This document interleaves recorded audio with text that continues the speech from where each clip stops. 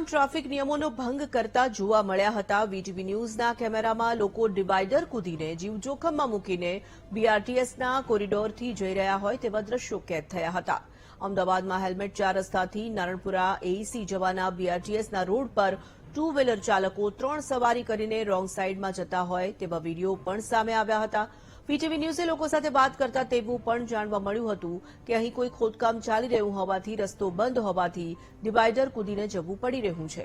વધુ જાણકારી મળતા એસી બ્રિજ પાસે દર ચોમાસાએ સામાન્ય વરસાદમાં પાણી ભરાય અને લોકો પરેશાન થાય છે, જે સમસ્યા દૂર કરવા બ્રિજ નીચે રસ્તા પર સ્ટોર્મ વોટર લાઇનનું કામ શરૂ કરાયું હતું, જ્યાં પાઇપલાઇન તો નાખી દેવાઈ પણ તે કામ લાંબો સમય ચાલ્યું હોવાથી રસ્તો શરૂ ન થતા લોકોને ડિવાઇડરથી જોખમી રીતે પસાર થવા મજબૂર થવું પડી રહ્યું છે।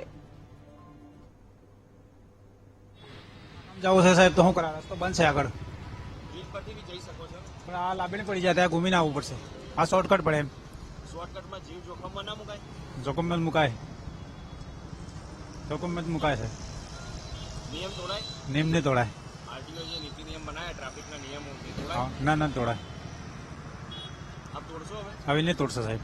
જોખમ તો છે સાહેબ, પણ આ રસ્તો બંધ છે એના માટે નીકળવું પડે। આપ પહેરતા નથી, પાછળ ત્રણ સવારી છે, નિયમ તમે જે નહીં, હેલ્મેટ સાહેબ પહેરી નિયમો તોડો છો, નહીં સાહેબ, હેલ્મેટ પહેરીએ છે, આપને ખ્યાલ છે નિયમો ખ્યાલ છે? ખ્યાલ છે સવારી સાહેબ। બેસાય?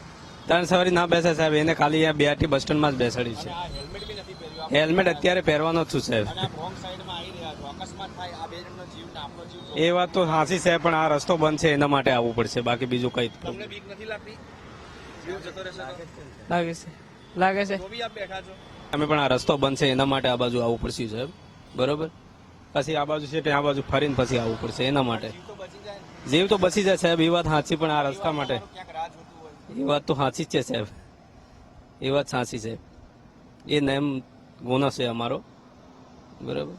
અમે નીકળીએ પણ આ રસ્તો બંધ છે એના માટે અમારે એવું પ્રોબ્લેમ આવે છે, બીજું કઈ નહીં સાહેબ। હા સાહેબ, તમારી વાત સાચી, પણ આ એક મહિનાથી બંધ છે રસ્તો એટલા માટે। જોખમમાં જાય, વાત સાચી સાહેબ તમારી, શું કરીએ હવે? આપણો પરિવાર છે, આખું અમારે 2 કિલોમીટર ફરી વધારે આપવું પડે એટલા માટે।